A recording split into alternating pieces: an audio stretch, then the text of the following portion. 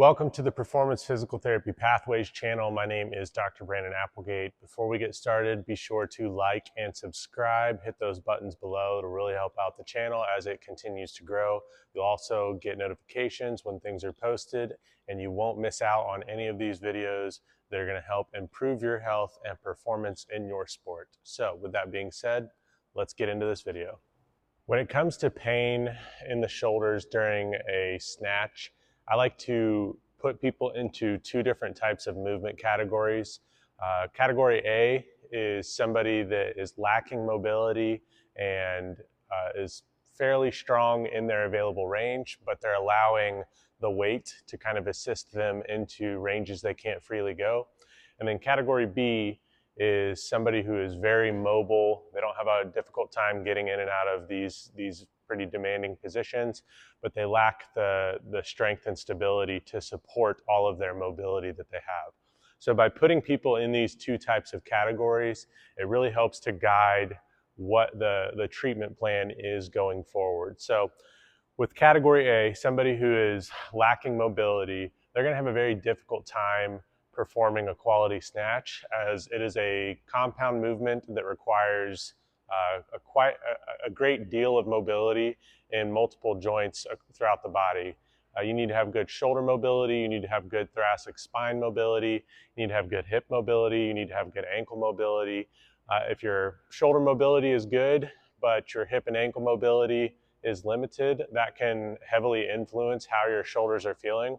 So if you're somebody who's currently dealing with shoulder pain during the snatches, and you've been doing tons of shoulder mobility and strengthening work and it doesn't seem to be getting better, you might be missing the boat here. You might need to be addressing some limitations down the chain as well, and I'll kind of show you what I'm talking about here. So when we receive the bar overhead in that overhead squat position, ideally the bar stays over the middle of the foot. This is going to lead to a very stable loading posture.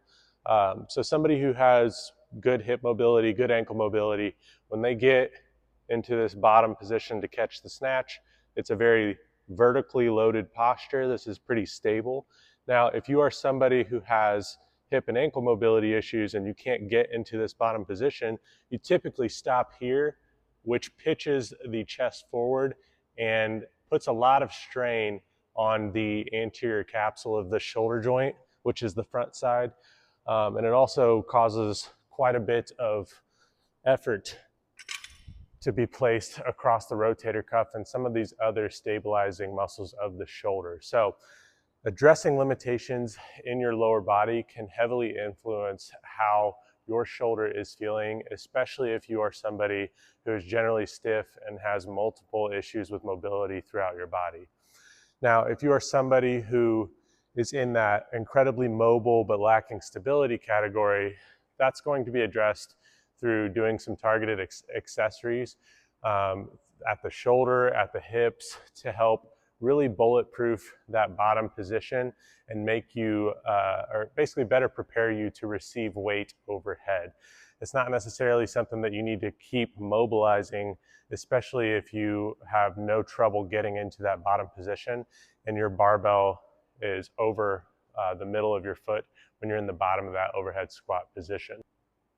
With that being said, here are 3 mobilizations that I typically do to help mobilize the shoulder, hips, and ankles. And then we will cover a couple of strengthening exercises for the shoulders as well that help improve the stability in that overhead position for the snatch. For the kettlebell adductor mobilization, we're going to start by taking a knee. I want you to basically be staring at a wall here so that you can help keep your chest kind of oriented in the right direction. You're going to open your hip up as far as you can without letting your chest turn with you. And then once you get that hip opened up, make sure your foot is like slightly out in front of your knee. That way you can control the weight shift pretty well. And then all we're going to do is pick up a kettlebell, stay really tall at the chest, and you're going to drive that knee out over the toe. We're going to hold this position for about 5 to 10 seconds, and then we're going to back off. And you can repeat that 10 times. For the soleus stretch, which is a calf muscle that's a little lower. We're gonna feel this stretch more so on the lower portion of the back of the calf here. We're gonna get a box or a bench. You're gonna put your foot up on it, and then you can kick that back leg back to help kind of get yourself in a better supported position. We're gonna drive our knee over our toe, and then if your box has handles, you can pull down on those. Just whatever you need to do to help drive the weight down, that's gonna help increase that stretch. So right now I'm kind of pulling myself down into the box like I'm trying to compress a can, and we're gonna hold this position for about 15 seconds or so, and then we'll back off. And then you can repeat 3 times. This mobilization is going to help increase the amount of extension available in the thoracic spine, and it's also going to give you a good stretch on your lats at the same time. So we're going to find the edge of a squat rack or a rig. You can do this one arm at a time or both. I'm going to do both here. It should feel like you're leaning into the rack a little bit. You want your hands to be at shoulder height or slightly above. Again, it depends on your symptoms. We just want to find a stretch that is comfortable. So from here, all I'm going to do is slightly bend my knees and then hinge like I'm doing an RDL. And I'm going to drop my head through my shoulders here. And we're going to hold this bottom position for about 10 to 15 seconds. You can take 2 or 3 really deep breaths in and out to help mobilize that thoracic spine as well. Once you hold for 10 or 15 seconds, you can give yourself a break and then repeat 3 times. For this exercise, we're going to be using the symmetry bands. You can use any kind of resistance band or mini band to set this up. But one thing that I do like to do is get into this split stance. It's going to prevent you from leaning back and using your trunk to do the motion here. So make sure there's a little tension at the start, and all you're going to do is pull up into this goalpost position and then come back.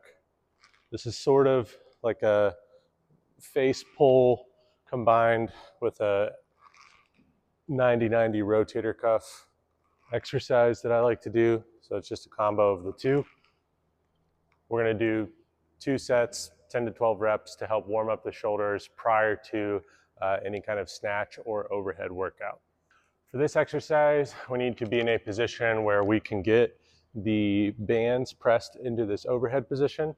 I want you to walk back a little bit, and then from here, all you're going to do is go into a squat and then come back up. As you squat down, we want to prevent our hands from coming forward. You have to keep that tension on the band the entire time. Keep those shoulders engaged. And we're going to do a couple sets, 10 to 12 reps, again, prior to doing any kind of snatch or overhead work. Thank you for watching this video. If you're liking the content so far, be sure to like and subscribe below. It'll help the channel continue to grow, and you will not miss out on any more information that might help improve your health and performance in your sport and in the gym. So if you're liking these series, share it with a friend. Other than that, see you next time.